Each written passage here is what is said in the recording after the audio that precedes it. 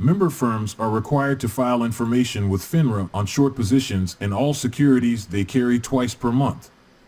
The mid-month report is based on short positions held by members on the settlement date of the 15th of each month.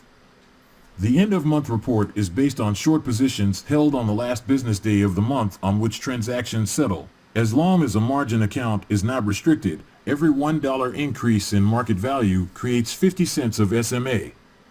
As market value increases, equity also increases dollar for dollar. If the beneficial interests of restricted persons do not exceed 10% of an account, the account may purchase a new equity issue. A preferenced order is directed to a specific market maker or ECN. A directed order is an order that a market participant uses to access a particular quote, not a specific market maker. When books and records are not current, firms must notify their DEA and the SEC on the same day and follow up within 48 hours with a report of corrective action to be taken. FINRA requires that if a recommendation is made, the price at the time must be disclosed. If a testimonial is used, it must be disclosed if the giver has been paid an amount of more than $100.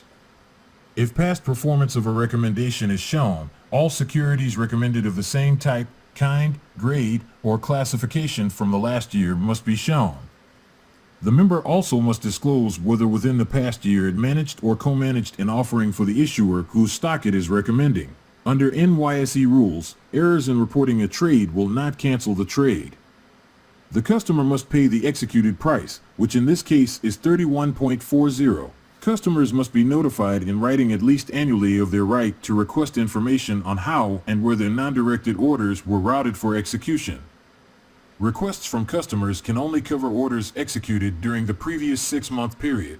A home office that is held out to the public as a place of securities business by publishing a telephone number in the phone book or the internet using a business name, meeting with customers at the home, or printing business cards and local advertisements with the residential address or telephone number would likely be deemed a branch office subject to registration. Network A shows trades in NYSE-listed issues, while Network B shows trades in other regional exchanges. Once filed with the SEC, Form 144 is good for 90 days. All order tickets, discretionary or otherwise, must be reviewed promptly after execution. This usually means by the end of the trading day. A personal relationship exception under the cold calling rule means any family member, friend, or acquaintance of the AP who makes an outbound telephone call. FINRA rules require that anti-money laundering training be conducted on an ongoing basis. If qualification as a principal is not made within 120 days of assuming additional duties requiring a principal license, both the individual and the firm become subject to sanctions.